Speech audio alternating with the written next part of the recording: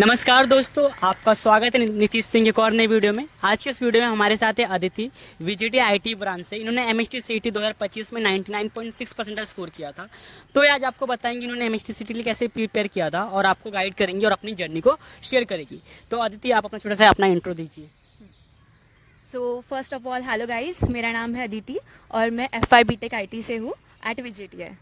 और बताएं तो मेरी प्रिपरेशन की बात करें तो मैं एज अ लोकल इंस्टीट्यूट में ही थी। मैं बुल्ढाना से हूँ, खामगांव से। तो मैंने लोकल इंस्टीट्यूट में ही ज्वाइन किया था 2 साल और वहीं से मैंने प्रिपरेशन की थी। ओके, तो अदिति आपको 200 आउट ऑफ कितने मार्क्स है 99.6 परसेंटाइल बनने के लिए? सो गाइज मुझे 200 में से 153 मार्क्स थे फॉर द 99.6 परसेंटाइल बनने के लिए। और मेरा ऐसा था कि मेरा सबसे ज़्यादा स्कोर मतलब केमिस्ट्री में कम स्कोर आया था और फिजिक्स और मैथ्स में डिसेंट स्कोर आ गया था, इसलिए मेरे इतने अच्छे परसेंटाइल बने। ओके, तो आपको मॉक में कितने मार्क्स आते थे? मुझे मॉक में एज अ 140-150 के करीब आ जाते थे। और ऐसा ही हुआ कि जितने मेरे मॉक में बनते थे उसी तरीके से मुझे मार्क्स बाद में भी आए। बट ऐसा कुछ नहीं है, अगर आप अच्छे से मॉक में थोड़ा कम भी बन रहा है बट आप अपने गलतियों को एनालाइज कर रहे हो और आप उसके बाद में उसकी प्रिपरेशन अच्छे से कर रहे हो तो आपको टाइम पे भी बहुत अच्छा स्कोर बन सकता है। तो फिर इन्होंने बता दिया उनके मॉक का मार्क्स एंड असली जो उनको एग्जाम में मार्क्स आए तो सब एक्सप्लेन कर दिया। देन अदिति, हम अभी बात करते हैं मेन चीज़ पे कि आपने पीसीएम के लिए कैसे प्रिपेयर किया, आपने फिजिक्स के लिए कैसे प्रिपेयर किया था? बेसिकली गाइज, जैसा हम 10th के बाद एक थॉट आता है कि मेरा तो था कि मुझे साइंस लेना है, बट एक था कि PCM लेना है कि PCB लेना है। बट एट द टाइम कि मुझे मैथ्स में इंटरेस्ट था इसलिए मैं PCM की तरफ आई। तो बात की जाए, जैसे भैया ने पूछा कि PCM को कैसे मैंने डिवाइड किया था, तो मुझे मैथ्स में पहले से इंटरेस्ट था तो मैं मैथ्स को थोड़ा सा प्रेफरेंस देती थी। बट गाइज मेरी एक मिस्टेक जो मैंने की थी at the time of my preparation, मैं केमिस्ट्री की तरफ बहुत निगलेक्ट करती थी। मुझे लगता था केमिस्ट्री तो हो जाएगा, बट ऐसी बात नहीं है। Chemistry is one of the scoring subject जिसमें आप बहुत आसानी से अच्छे से स्कोर कर सकते हो। क्योंकि पहले तो हम केमिस्ट्री पे आते हैं, तो केमिस्ट्री में जैसे 3 पार्ट है, फिजिकल है, ऑर्गेनिक है, इनऑर्गेनिक है। ऑर्गेनिक में तो तुमको ज़्यादातर रिएक्शंस रहेगी। तो एक बात है कि तुम अभी से क्या करो, रिएक्शंस को लिख दो। एट अ टाइम तुम मॉक दे रहे हो, कोई अलग रिएक्शंस, सब रिएक्शंस को एक तरफ रख दो। फिर वो रिएक्शंस को रोज़ एक बार तो भी रिवाइज करते जाओ। तो फर्स्टली तुम केमिस्ट्री को रिवीजन से बहुत अच्छा फोड़ सकते हो। तो इनऑर्गेनिक को भी, जो भी तुम्हें इनऑर्गेनिक में सब points, main to main points लिख दो, ऑर्गेनिक में सब रिएक्शंस लिख दो और रोज़ आते जाते थोड़ा थोड़ा रिवाइज करते जाओ। फिर बात हुई फिजिकल केमिस्ट्री की, तो फिजिकल तो सॉल्विंग ही है। और मोस्टली ऐसा है कि फिजिक्स का और केमिस्ट्री का पार्ट थोड़ा थोड़ा तो सिमिलर ही आता है। जैसे थर्मो जो फिजिक्स में भी सेम है और फिर फिजिकल केमिस्ट्री में भी सेम है, उस तरह से आप फिजिकल केमिस्ट्री तो तुम्हारा सॉल्विंग से हो जाएगा। तो पहली बात वही, ऑर्गेनिक और ऑर्गेनिक के लिए नोट्स बना लो छोटे छोटे, अभी भी टाइम है, इतना कुछ टाइम नहीं गया है। छोटे छोटे से नोट्स बना लो और वो पढ़ते जाओ। और फिजिकल के लिए तो सॉल्व करते जाओ। फिर आ गया मैथ्स की बात। Maths is totally based on solving. तुम सॉल्विंग करते जाओ, अच्छे से सॉल्व करो। कभी कभी तो ऐसा हो जाता है गाइज कि तुम जो क्वेश्चन सॉल्व कर रहे हो उसी के वैसा ही क्वेश्चन उठा के तुम्हारे पेपर में आ जाएगा और तुमको ऐसा लगेगा अरे मैंने तो सॉल्व किया था। तो उस टाइम पे जो खुशी होती है ना, वो बहुत ज़्यादा होती है, तो वो जल्दी से सॉल्व हो जाएगा। और फिजिक्स की बात की जाए तो एज अ परस्पेक्टिव ऑफ, जैसे मैं CET की बात करूँ तो फिजिक्स में थियोरेटिकल क्वेश्चंस भी आते हैं। तो थोड़े सा थियोरी की तरफ ध्यान दे दे के आप पढ़ते जाओ और फिजिक्स का भी हो जाएगा अच्छे से सॉल्विंग करके। मैथ्स का जैसे मैंने बताया कि मैथ्स का मैंने मोस्टली तो सॉल्विंग की थी। PYQs की तरफ बहुत ध्यान दिया था। PYQs मैं रोज़ करती थी सॉल्व, कि मतलब PYQ तो 2-3 साल के लेके उठा दिया और सॉल्व करते गई। और मेरे साथ हुआ था कि 2-3 क्वेश्चंस डायरेक्ट PYQ से आ गए थे मेरे शिफ्ट में। और फिर ऐसे भी क्वेश्चंस थे कि जो मैंने पहले से सॉल्व करके रखे थे, बस नंबर चेंज करके आ गए। तो फिर मुझे तो पहले से पता था कि अप्रोच कैसा है, कैसे करना है। तो जो रहता है ना कि स्पीड, तुम्हारी एक्यूरेसी और स्पीड बहुत ज़्यादा बढ़ जाती है एट द टाइम ऑफ तुम्हारे एग्जाम के वक्त। तो आदित्य ने बताया कि एमएसटी सीईटी एग्जाम में मॉक टेस्ट का कितना ज़्यादा इंपॉर्टेंस है। तो अगर आपने अब तक कोई मॉक टेस्ट बाय नहीं किया या मॉक नहीं दे रहे तो मैं आपको बताना चाहता हूँ one of the best mock test MST CET exam के लिए जो है क्रैकेट एमएसटी सीईटी मॉक टेस्ट, जिसको बनाया है VGTI और CUP के स्टूडेंट्स ने। तो उनको पता है कि एमएसटी सीईटी एग्जाम में कैसे क्वेश्चन आते हैं। तो जो मॉक टेस्ट का लेवल है CET के लेवल का है, ठीक है। तो इस मॉक टेस्ट में आपको मिलेगा 80+ chapter wise mock test, 10 full length mock test and 10 years PYQs। और मॉक देने के बाद आप जो गलती करोगे उसको ठीक करने के लिए, उसको एनालाइज करने के लिए आपको मिलेगा फ्री में मेंटरशिप।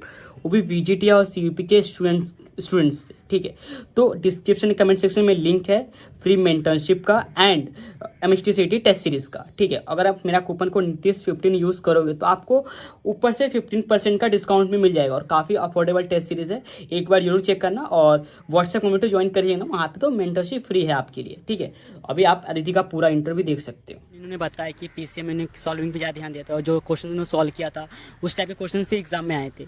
तो अगर मैं आपसे पूछूं कि PYQ से कितना इंपॉर्टेंस है MST CT एग्जाम में और आपने कितने साल का PYQs किया था? तो basically PYQs I like the God gift, मतलब बहुत ज़्यादा इंपॉर्टेंट है। क्योंकि अगर तुम PYQs कर रहे हो, जैसे मैंने बताया मेरे शिफ्ट में लिटरली ऐसा हुआ था कि मेरे PYQ ही 2-3 आ गए थे। तो तुम PYQ सॉल्व कर रहे हो तो तुम्हें एक लॉजिक आ जाता है कि किस टाइप के क्वेश्चंस आ रहे हैं और एक सीक्वेंस पता चल जाता है और वही सीक्वेंस में क्वेश्चंस आएंगे आगे भी।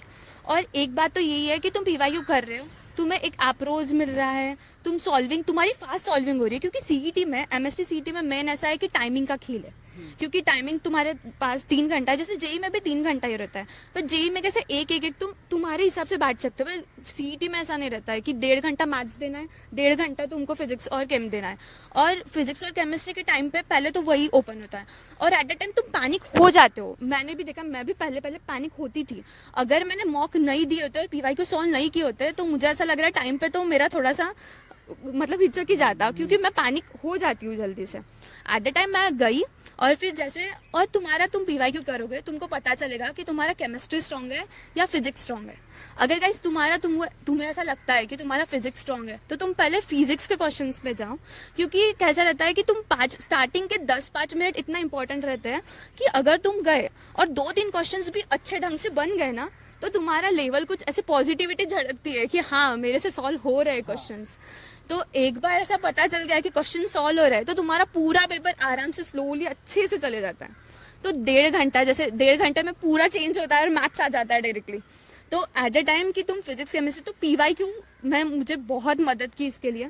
मैं PYQ करके गई थी, मुझे पता था कि मेरा थोड़ा सा फिजिक्स अच्छा है तो मैं पहले फिजिक्स की तरफ गई थी, फिजिक्स के क्वेश्चन कर दिए, फिर मुझे अच्छा लगने लगा रहे क्वेश्चंस तो बन रहे हैं, फिर मैं केमिस्ट्री के पार्ट पे गई, केमिस्ट्री सॉल्व किया एंड देन फिर 1.5 घंटे बाद तो मेरा मैथ्स ही स्टार्ट हो गया है। तो इस तरह से। आपने कितने साल का PYQs किया था?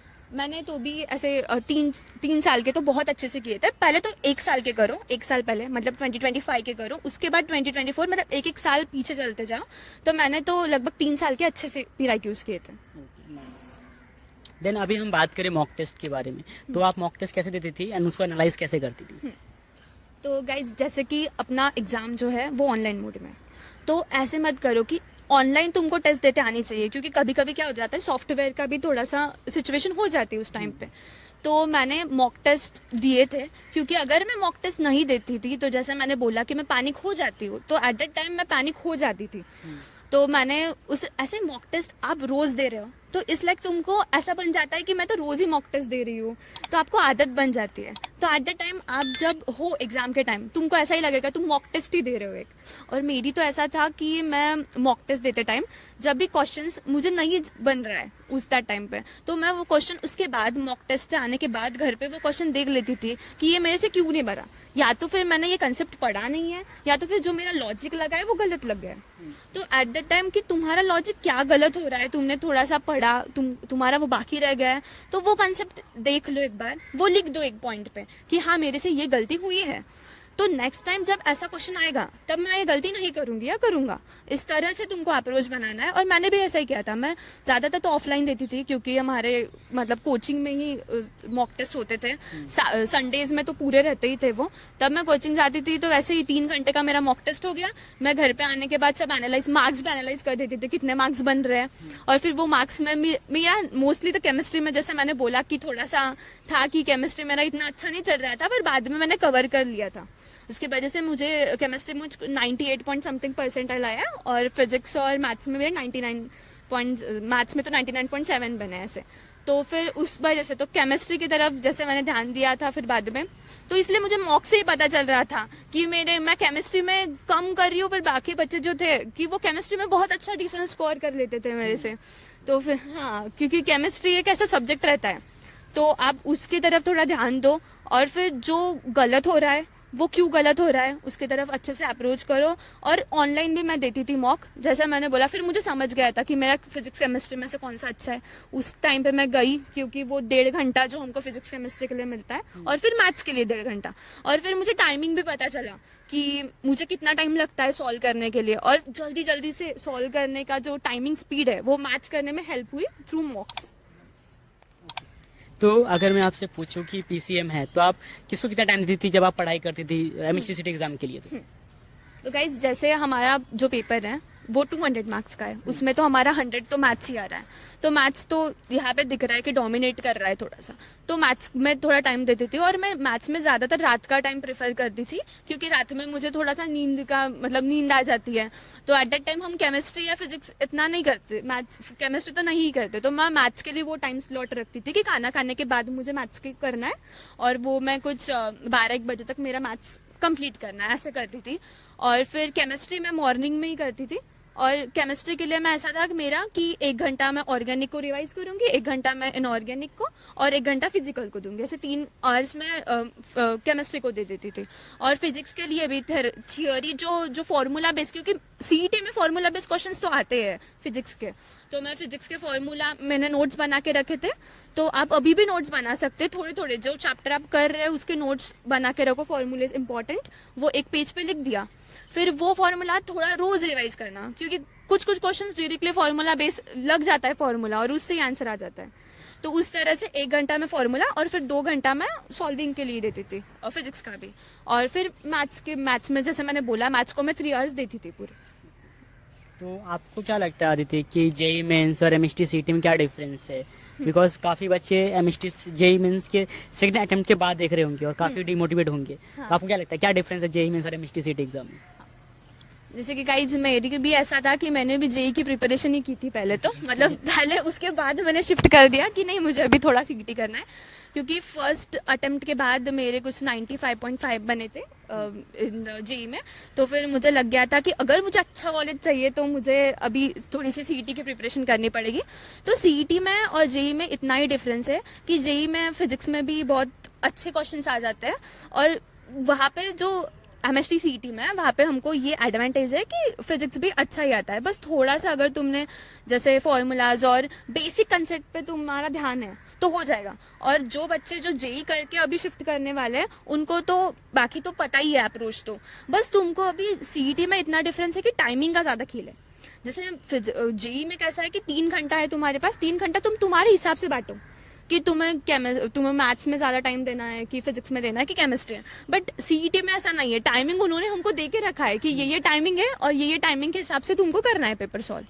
तो इसलिए मेरा यही होगा कि जेई और सीईटी में मेजर डिफरेंस टाइमिंग का है और सॉल्विंग के अप्रोच का है, कि तुम जैसे जेई में कैसा है कि तुम कम भी सॉल्विंग कर दो मैथ्स के इसलिए और एकदम बराबर से कर लो तो तुम्हारी परसेंटाइल बहुत अच्छी बन जाती है जेई में।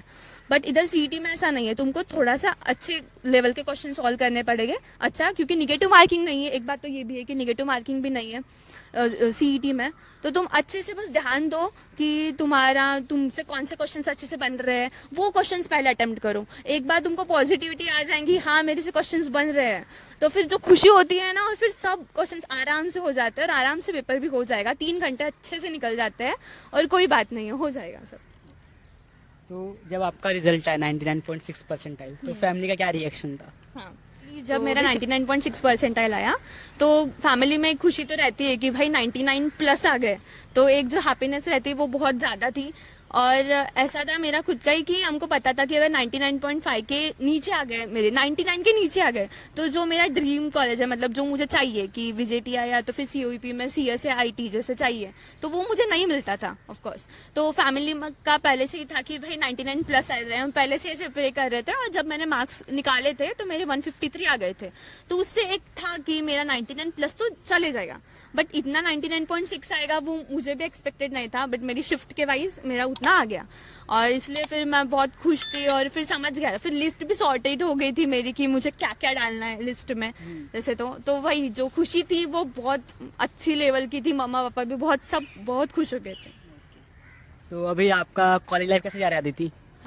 से कॉलेज तो अभी अच्छा जा रहा है। अभी सीईटी और जेई के प्रिपरेशन के टाइम हम करके आए थे, तो पहले तो लगा कि कॉलेज में इतना नहीं होगा, बट अभी समझ रहा है कि फर्स्ट ईयर से थोड़ा सा पढ़ना पड़ेगा। तो अभी फर्स्ट सेम भी हमारा हो चुका है, तो हाँ कॉलेज लाइफ तो अच्छा जा रहा है। अभी जो कॉलेज में आना था वो कॉलेज में अच्छी ब्रांच भी मिल गई है, जो चाहिए था वो भी मिल गया है। बस अभी घर वालों से का भी है कि अभी पढ़ो, अभी तुमको करना है। तो हाँ, बट अभी फेस्ट भी बहुत अच्छे जा रहे हैं हमारे कॉलेज में, फेस्ट भी हो गए, एग्जाम्स भी हो गई, सब फ्रेंड्स भी बन गए, सब अच्छा चल रहा है। को थैंक यू, उन्होंने अपना टाइम दिया। अगर हम कोई क्वेश्चन भूल गए होंगे, कोई मिस हो गया रहेगा तो आप कमेंट करना, अदिति या मैं रिप्लाई कर देंगे आपको। एंड अगर आप ये वीडियो आपको अच्छा लगा है तो वीडियो को लाइक कर, चैनल को सब्सक्राइब कर देना। और अदिति को थैंक यू, उन्होंने अपना टाइम दिया और बच्चों को गाइड किया। और मेरी तरफ से भी थैंक यू ऑल कि आपने मतलब भैया को भी कि आपने मुझे बुलाया और मुझे मेरे जूनियर्स को गाइड करने का मौका मिला। और आपको अगर कुछ पूछना रहे तो फिर हाँ आप कमेंट कर सकते हो। और thank you guys, bye. Thank you for watching this video. यहाँ पे क्लिक करके और भी वीडियो से टॉपर इंटरव्यूज जाके तुम देख सकते हो। Thank you guys.